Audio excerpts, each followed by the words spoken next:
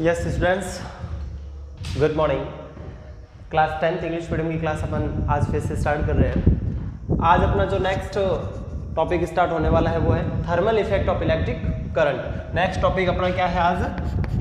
Thermal effect of electric current. Thermal effect of electric current. कल तक बच्चों अपन ने जो पढ़ा था वो क्या क्या पढ़ा था, वो सारी चीजें आपने रिवाइज करी होगी और एक न्यूमेरिकल क्वेश्चन दिया था मैंने, वो भी आपने अच्छे से सॉल्व किया होगा। तो आज अपना जो टॉपिक है वो thermal effect of electric current है। देखो वो इससे नाम से ही तब पता चल रहा है थर्मल। थर्मल मतलब हीट। थर्मल का मतलब क्या होता है? हीट होता है बच्चों। हीट ऐसे कौन सा इक्विपमेंट है अपने घरों में जो करंट से हीट प्रोड्यूस करते हैं? करंट से क्या प्रोड्यूस करते हैं? हीट प्रोड्यूस करते हैं। लाइक दैट आयरन है, आयरन करंट से हीट प्रोड्यूस कर रहा है। इमर्सन रोड है, गीजर है, ये सारे के सारे जो इक्विपमेंट्स है वो सारे के सारे किस बेसिस से? Thermal effect of electric current. मतलब उसमें करंट देंगे और हीट प्रोड्यूस होगी। अब कैसे करंट देंगे और हीट प्रोड्यूस होगी उसके लिए स्टडी करेंगे कि अपने पास जैसा अपन ने पढ़ा था कि रेजिस्टर होते हैं। क्या होते हैं? रेजिस्टर होते हैं। तो रेजिस्टर क्या काम करता है? करंट को अपोज करता है। रेजिस्टर किसी मटेरियल की ऐसी प्रॉपर्टी होती है जो उसमें करंट का क्या करता है? अपोज करता है। फिर भी अपन इसको करंट देंगे तो क्या ये रेजिस्टर किसी एनर्जी को, ऐसे सारे के सारे करंट की एनर्जी को लेके तो रखेगा नहीं। तो ये क्या करेगा? जो करंट आ रहा है उसको किस फॉर्म में बाहर निकालेगा? इस एनर्जी, जो ये एनर्जी आ रही है किसी भी सोर्स से आ रही है, चाहे बैटरी से आ रही है, अदर बाहर एक्सटर्नल सोर्स से जो भी आ रही है, उस एनर्जी को किस फॉर्म में यहाँ से रिलीज करेगा? हीट फॉर्म में रिलीज करेगा। किस फॉर्म में रिलीज करेगा? हीट फॉर्म में रिलीज करेगा। तो इस प्रॉपर्टी को अपन क्या बोलते हैं? Heating effect of electric current और thermal effect of electric current. इसके अंदर अपन इसकी डेफिनेशन लिखेंगे। फर्स्ट सब हेडिंग अपने अच्छे से पेन लेके हेडिंग लगा के इसका डेफिनेशन लिखेंगे कि when the resistor is connected across the battery, resistor is connected across the battery, then the wall energy of battery,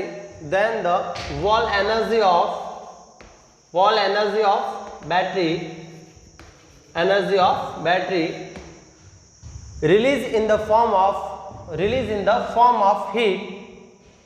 This is known as thermal effect of electric current. अब for example ये definition होने के बाद अपन देखते हैं for example Q charge. If Q charge flow in T time के अंदर कितना चार्ज फ्लो हो रहा है किसी जगह? T टाइम में Q चार्ज फ्लो हो रहा है और यहाँ पे पोटेंशियल डिफरेंस अपन मान रहे हैं वो कितना है? V है। पोटेंशियल डिफरेंस किसी बैटरी का अपन मान लिया V है। तो अपन वर्क डन होगा वो क्या होगा बच्चों? देखो वर्क डन इक्वल टू अपन जानते हैं, हम जानते हैं कि पोटेंशियल वाले में फॉर्मूला V इक्वल टू क्या होता है? W अपॉन Q होता है। ये अपन ने पहले से पढ़ रखा है। तो W इक्वल टू क्या हो जाएगा? V into Q। तो वर्क डन क्या? W इक्वल टू V क्या? V क्या? पोटेंशियल डिफरेंस और Q क्या? चार्ज। तो पोटेंशियल डिफरेंस इंटू चार्ज। तो बताओ बच्चों पोटेंशियल डिफरेंस क्या है? V और चार्ज अपन यहाँ क्या फ्लो करवा रहे हैं? Q। तो W इक्वल टू क्या फॉर्मूला आ गया? V into Q। इसमें कोई प्रॉब्लम नहीं होनी चाहिए। और बचपन में एक अपन ने करंट का डेफिनेशन पढ़ा था, I equal to Q upon T। क्या पढ़ा था बच्चों? I equal to Q upon T। तो Q की वैल्यू अपन क्या रख सकते हैं? IT। तो जहाँ पे Q है वहां पे अपन क्या रख सकते हैं? IT। तो W इक्वल टू क्या फॉर्मूला बन गया? VIT। क्या बन गया बच्चों? VIT। ये अपने पास एक अच्छा सा फॉर्मूला आ गया, W इक्वल टू VIT। अब ये वर्क डन है और अपन को पता है कि टोटल वर्क डन होता है वो एनर्जी के इक्वल होता है। वो किसके इक्वल होता है? तो एनर्जी के। तो यहाँ पे कौन सी एनर्जी है? Heat energy. मैं इधर लिख रहा हूँ बच्चों कि ये हीट एनर्जी। कौन सी एनर्जी बच्चों? Heat energy. Heat energy W equal to H। W की जगह मैं लिख दूंगा H इक्वल टू क्या हो गया? VIT। H इक्वल टू क्या फॉर्मूला बन गया? VIT। V नो दैट हम नहीं जानते, फिर भी हम जानते हैं कि V इक्वल टू क्या होता है? IR। V is equal to IR ohm's law के अकॉर्डिंग होता है, अपन ने पढ़ा बचपन में। तो जहाँ V है वहाँ पे मैं क्या रख दूंगा? IR रख दूंगा। क्या रख दूंगा? IR। ये रख दिया IR इंटू IT। तो बच्चों I इंटू I क्या हो गया? I square. क्या हो गया बच्चों? I square RT। I square RT। कोई दिक्कत इसमें किसी को होनी नहीं चाहिए। अब इसके बाद में नेक्स्ट देखो, इस फॉर्मूले से अपन को क्या मिला? फॉर्मूला मिला H equal to I square RT। इससे देखो, इससे क्या दिख रहा है कि H क्या है? हीट है। H क्या है? हीट। I क्या है बच्चों? करंट है। R क्या है? रेजिस्टेंस है। और T क्या है? टाइम। तो मतलब किसी रेजिस्टर के अंदर जो हीट प्रोड्यूस होगी, किसी रेजिस्टर के अंदर जो हीट प्रोड्यूस होगी वो किन किन बातों पर डिपेंड करेगी। तो फर्स्ट अपन को लिखना है कि डायरेक्टली प्रोपोर्शनल टू, क्या लिखेंगे, heat produce in resistor is directly proportional to क्या, करंट आई का स्क्वायर। ये क्वेश्चन नंबर फर्स्ट। सेकंड लिखेंगे directly proportional to resistance, directly proportional to resistance. और थर्ड वन लिखेंगे डायरेक्टली प्रोपोर्शनल टू टाइम। मतलब अपन किसी भी आयरन को अपन बात करते हैं, जैसे आयरन ले ली, आयरन को अपन जितना ज्यादा करंट देंगे उसमें उतनी हीट प्रोड्यूस ज्यादा होगी। सेकंड है आयरन के अंदर जितना रेजिस्टेंस ज्यादा होगा उतना ज्यादा अपोज करेगा, उतना ज्यादा उसमें से क्या होगा, हीट रिलीज होगा। सेकंड थर्ड है वो क्या, टाइम। अपन जितना टाइम तक उसको ज्यादा लगा के रखेंगे उतने टाइम तक क्या होगी, उस टाइम में टाइम के प्रोपोर्शनल होगा, तो टाइम ज्यादा लगा के रखेंगे तो हीट भी क्या होगी, ज्यादा प्रोड्यूस होगी।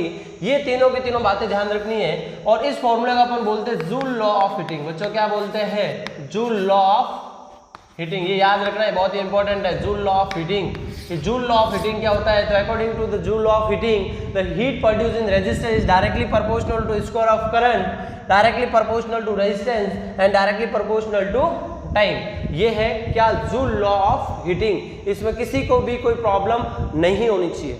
याद रखना है दोनों फॉर्मूले, ये फॉर्मूला भी याद रखना है, ये वाला भी याद रखना है और ये वाला भी याद रखना है, बहुत ही इंपॉर्टेंट है आगे वाले न्यूमेरिकल क्वेश्चन के लिए। नेक्स्ट अपनी जो हेडिंग है वो क्या है, इलेक्ट्रिक पावर। क्या है, इलेक्ट्रिक पावर। तो नेक्स्ट हेडिंग डालेंगे सब लोग इलेक्ट्रिक पावर की। इलेक्ट्रिक पावर देखो जनरली अपन पता है वर्क अपन कर रहे हैं, कितना टाइम में कितना वर्क कर रहे हैं उसको अपन क्या बोलते हैं, पावर बोलते हैं। लेकिन आज अपन पढ़ रहे हैं इलेक्ट्रिक पावर। इलेक्ट्रिक पावर को बच्चों लिखेंगे किससे, पी से। किससे लिखेंगे, पी से। और इसकी यूनिट होती है ना, वो क्या होती है, वॉट होती है। क्या होती है बच्चों, वॉट। आगे कॉमर्शियल यूनिट भी आगे आएगी, वो अपन आगे पढ़ेंगे। तो इसके लिए अपन एक चीज थोड़ा सा ना तुम लोगों को एसपी बॉक्स ध्यान होना चाहिए। वो क्या है, देखो एक अपन बोलते हैं किलो। बच्चों क्या बोलते हैं, किलो। एक अपन बोलते हैं किलो से ऊपर बोलते हैं अपन मेगा। क्या बोलते हैं, मेगा, किलो। उसके बाद आता है मिली, उसके बाद आता है माइक्रो। क्या आता है, माइक्रो। उसके बाद आता है नैनो। तुम नैनो तक ध्यान रखो, उसके बाद तुम्हें कोई आगे 12 में अपन पढ़ेंगे कि मेगा की वैल्यू होती है ना, वो 10⁻⁻6 होती है। 10⁻⁻6 होती है वो वैल्यू किसकी होती है, मेगा की। किलो की होती है 10⁻⁻3 और मिली की होती है 10⁻⁻3। माइक्रो की होती है 10⁻⁻6 और नैनो की वैल्यू होती है वो 10⁻�9 होती है। ये बच्चों याद रखना, अपने कहीं पे भी न्यूमेरिकल क्वेश्चन में आ सकता है। ये तो पता है ना 10⁻, इसका मतलब क्या हुआ, 6 जीरो। कितने जीरो, 3 मतलब कितने जीरो, 3। और माइनस का है मतलब क्या, 1 जितने पावर उतने जीरो। क्लियर है ना, ये चीज याद रखनी है। तो इलेक्ट्रिक पावर की अपन सबसे फर्स्ट डेफिनेशन लिखेंगे कि इलेक्ट्रिक पावर क्या होता है, उसके बाद अपन नेक्स्ट टॉपिक स्टार्ट करेंगे। तो सबसे फर्स्ट फॉर्मूला लिख देंगे कि इलेक्ट्रिक पावर का फॉर्मूला क्या होता है कि P equal to work upon time. Work upon time. तो P इक्वल टू वर्क को W से और टाइम को किससे लिखते हैं, T से लिखते हैं। ये याद रखना है, P equal to W upon T। इसकी यूनिट होती है वो क्या होती है, वॉट होती है। डेफिनेशन लिखेंगे, the rate of work done when electric current flows through an electric circuit is known as electric power. Is known as electric power. P equal to W upon T। इसके बाद बच्चों एक इसका formula और भी होता है, P इक्वल टू VI। क्या होता है, P equal to VI। V क्या है, पोटेंशियल डिफरेंस, और I क्या है, करंट। पोटेंशियल डिफरेंस और करंट का जो प्रोडक्ट होता है उसको अपन इलेक्ट्रिक पावर बोलते हैं। और हम जानते हैं, हम नहीं जानते हैं फिर भी हम जानते हैं कि V इक्वल टू क्या होता है बच्चों, IR। क्या होता है, IR। तो P is equal to V की जगह मैंने क्या रख दिया, IR इंटू ये क्या है, I क्या हो जाएगा, I स्क्वायर इंटू R। ये अपना सेकंड फॉर्मूला हो गया, वो किसका हो गया, इलेक्ट्रिक पावर का हो गया कि P इज इक्वल टू क्या हो गया, I स्क्वायर R। इसमें किसी को भी कोई प्रॉब्लम नहीं होनी चाहिए, कोई दिक्कत नहीं होनी चाहिए। दूसरा इसका फॉर्मूला, ये किलो वगैरह वाला मैंने बता दिया। इसके बाद में अपन को ध्यान रखना है कि यदि ये वाला यूनिट होगी इसकी क्या है, वोट है। क्या है, वोट। यदि इसकी बड़ी यूनिट चाहिए, एक यूनिट और भी है, देखो W क्या है, जूल। W क्या, वर्क यूनिट क्या होती है, जूल। और टाइम क्या है, टाइम क्या होती है, सेकंड। जूल अपन सेकंड है तो वो भी इसकी यूनिट है। वोट को वोट लिखो चाहे जूल अपन सेकंड लिखो। वोट है, वोट क्या है, छोटा सा यूनिट। अपन बड़ी पावर की बात करेंगे, बड़ा पावर अपन को मेजरमेंट करना है तो अपन वोट की जगह क्या लिखेंगे, किलो वोट लिखेंगे। क्या लिखेंगे बच्चों, किलो वोट। और किलो की वैल्यू कितनी होती है अपन को पता है, इसको KW लिखते हैं। किलो की वैल्यू कितनी होती है, 10⁻³ मतलब 1000 वोट, 1000 वोट, 1000 होती है, 1000 वोट होती ना, उसको अपन क्या बोलेंगे, 1 किलो वोट। क्या बोलेंगे, 1 किलो। 1 किलो मतलब 1000, 1 किलो की वैल्यू 1000 वोट। और मेगा लिखेंगे, किलो की जगह मेगा वोट लिख देंगे तो क्या हो जाएगा, 10⁻। नेक्स्ट जो अपना है, यदि देखो ये मेगा वाला मैंने बता दिया कि मेगा क्या, 1 मेगा वोट। 1 मेगा वोट का मतलब क्या होता है, 10⁻6 वोट। 10⁻6 मतलब 10 लाख। कितना होता है बच्चों, 10 लाख। अब यदि अपन हॉर्स पावर का नाम सुना होगा तुम लोगों ने, कभी गांव के स्टूडेंट्स हैं उन्होंने सुना होगा कि हमारे गांव में इतने जैसे ट्यूबवेल वगैरह होते हैं उसमें मोटर डालते हैं तो 1 हॉर्स पावर की डालते हैं, 2 की डालते हैं, 4 की डालते हैं, 5 की डालते हैं। तो 1 हॉर्स पावर का मतलब क्या होता है, 746 वोट। कितना होता है, 746 वोट होता है ना, उसको अपन क्या बोलते हैं, 1 हॉर्स पावर। ये तो अपनी जनरली बात हो गई। अब उसके बाद में अपन क्या करते हैं कि अपन इलेक्ट्रिकल एनर्जी की जो यूनिट होती है वो कॉमर्शियल में कैसे होती है, तो अपन लिखेंगे कॉमर्शियल। कॉमर्शियल जो अपने घरों में लाइट के बिल वगैरह आते हैं तो commercial unit of electrical energy की क्या होती है, इलेक्ट्रिकल एनर्जी की क्या होती है, वो होती है कि यदि अपन किसी इक्विपमेंट्स को 1 किलोवाट को अपन 1 घंटे तक चलाते हैं तो उसको अपन क्या बोलते हैं, 1 किलोवाट आवर बोलते हैं। क्या इसकी कॉमर्शियल यूनिट जनरली सीधा याद रख सकते हैं अपन कि 1 किलोवाट आवर होती है। क्या होती है, किलोवाट आवर होती है, वो क्या होता है, कॉमर्शियल यूनिट। अब kilowatt hour upon 1 kilowatt our में कितनी एनर्जी होती है, कितना वर्क करना पड़ता है इसको, तो वो देखते हैं। किलो की वैल्यू क्या होती है बच्चों, 1000 वोट होती है। इनटू 1 घंटे के अंदर कितने सेकंड होते हैं, एक आवर में कितना सेकंड होते हैं, तो 3600 होते हैं। तो इसको अपन एक साथ लिखेंगे तो 3600 तो इसे भी लिख सकते हैं 36 × 10⁻⁵ क्या 5। एक पॉइंट इधर लगा दूंगा तो क्या हो जाएगा 3.6 × 10⁻⁶ क्या जूल। ये एनर्जी है किसमें होती है, 1 किलोवाट आवर में। 1 किलोवाट आवर में कितनी एनर्जी होती है, 3.6 × 10⁻⁶ जूल होती है, वो एनर्जी इसके अंदर होती है। इसमें किसी को कोई दिक्कत नहीं होनी चाहिए। अपन जैसे अपने घरों में जो बिल आता है उसमें यूनिट लिखे होते हैं, इतनी यूनिट बिल आ गया, इतने यूनिट आ गया। तो यूनिट फॉर्म में क्या होगा कि 1 यूनिट फॉर्म अपन फाइंड आउट करेंगे। तो यूनिट फॉर्म में कैसे फाइंड आउट करेंगे बच्चों, वो ऐसे करेंगे, कैसे करेंगे कि जो पावर होती है, क्या होती है, पावर किस में होती है, वोट में, उसको अपन किससे मल्टीप्लाई करेंगे, टाइम से मल्टीप्लाई करेंगे। और उसके अंदर किससे डिवाइड कर लेंगे, 1000 से डिवाइड करेंगे। किससे डिवाइड करेंगे, तो consume electrical energy in unit form क्या होगा, power into time upon 1000। Power किसमें, वोट में, इनटू टाइम अपॉन 1000। ये अपने पास क्या रहेगा, यूनिट फॉर्म में रहेगा। क्या रहेगा, यूनिट फॉर्म में रहेगा। इसके लिए भी अपन न्यूमेरिकल क्वेश्चन भी सॉल्व करेंगे। उससे पहले अपन एक छोटा सा न्यूमेरिकल क्वेश्चन तुम लोगों को देता हूँ। देखो एक बल्ब है बच्चों, क्या है, एक बल्ब है, ये तुम्हारे बुक का ही क्वेश्चन है। बल्ब है जिसका वोल्टेज है 220 वोल्टेज में वर्क कर रहा है और उसका जो एम्पियर ले रहा है वो 0.5 एम्पियर ले रहा है। कितना एम्पियर ले रहा है, 0.5 ले रहा है। तो बताओ P फाइंड आउट करो। क्या फाइंड आउट करो, P। तो सिंपल सा क्वेश्चन है, P = VI। सॉल्व करेंगे P की, V की वैल्यू कितनी 220 और I की वैल्यू कितनी है, I की वैल्यू 0.5। तो P = क्या आ जाएगा बच्चों, 110 वॉट। इसकी यूनिट क्या लिखेंगे, वॉट। मतलब 110 वॉट है वो इसकी बल्ब की क्या है, पावर है। इतनी पावर वो कंज्यूम करेगा। अब जैसे नेक्स्ट एक आध क्वेश्चन अपन ऐसा लेते हैं कि तुम्हारे बुक का ही क्वेश्चन लेता हूँ मैं, कि उसमें कोई भी एक मैं क्वेश्चन बोल रहा हूँ, तुम ध्यान से सुनेंगे कि एक इमर्सन रोड है 1500 वोट की है। कितनी है बच्चों, 1500 वोट की है। पर डे वो 3 आवर चलती है। तो उसकी 30 डे की जो कॉस्ट है वो अपन को फाइंड आउट करनी है। वापस मैं इसको तुम लोगों को बता रहा हूँ कि कैसे फाइंड आउट करते हैं और कैसे। इस क्वेश्चन क्या है कि इमर्सन रोड है, उस रोड की जो पावर है क्या दे रखा है, पावर मतलब P की वैल्यू दे रखी है 1500 वॉट। 1500 वॉट दे रखा है। पर डे जो यूज़ हो रही है, पर डे कितनी यूज़ हो रही है, 3 आवर। कितने आवर यूज़ हो रही है, 3 आवर यूज़ हो रही है। और पर यूनिट का चार्ज जो पर यूनिट चार्ज है वो कितना है, 5 रुपीज़ है। कितने रुपीज़ है, 5 रुपीज़। तो अपन को कॉस्ट फाइंड आउट करनी है। कॉस्ट फाइंड करनी कितनी, 1 मंथ की। कितने फाइंड आउट करनी, 1 मंथ मतलब 30 डेज की फाइंड करनी।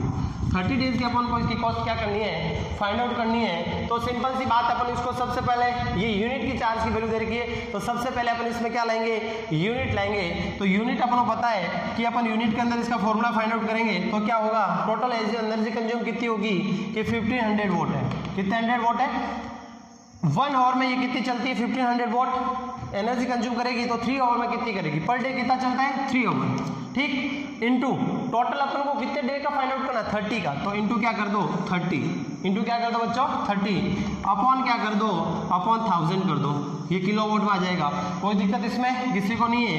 10 से 10 गया, ये 20 से ये 20 गया, बचा क्या 15 इंटू 3, 15 इंटू 3 इंटू 3, तो टोटल कितना हो गया 15 इंटू इसको 9 से मल्टीप्लाई करो, क्या हो जाएगा बच्चों 4 5 क्या 135, तो ये 135 अपन को क्या आ गई यूनिट, ये यूनिट के अंदर आ गया, किसके अंदर total energy consume, total energy consume, total energy consume कितनी आ गई 135 यूनिट, कितनी यूनिट आ गई 135 यूनिट। तो cost of 1 unit, cost of 1 unit की कॉस्ट कितनी बच्चों 1 यूनिट की कॉस्ट दे रही है अपन को 5 रुपीज, तो टोटल कॉस्ट कितनी कंज्यूम होगी, टोटल कॉस्ट कितनी आएगी अपन को, तो टोटल कॉस्ट क्या कर लेंगे इक्वल टू 135 इंटू 5, मल्टीप्लाई कर दो 5 इंटू 5 25, 5 इंटू 3 7 और 5 इंटू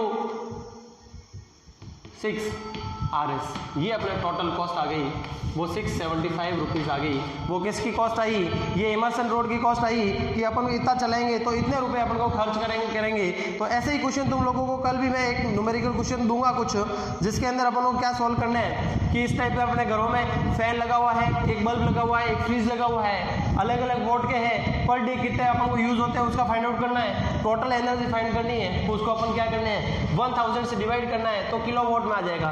तो 1 किलोवाट आवर इक्वल टू अपन 1 यूनिट मानते हैं, तो वो अपन इसमें टोटल 1 यूनिट की जो वैल्यू दे रखी होगी उसको अपन उससे क्या कर देंगे मल्टीप्लाई कर देंगे, तो अपनी चार्ज आ जाएगा कि 1 मंथ में अपने लाइट का बिल कितना आएगा घर का, तो वो अपने पास खर्च आ जाएगा। आज की कहानी अपन यही समाप्त करते हैं, कल अपन उसके आगे क्या किसके बारे में पढ़ेंगे, मैग्नेट के बारे में पढ़ेंगे। आज की सभा समाप्त, धन्यवाद।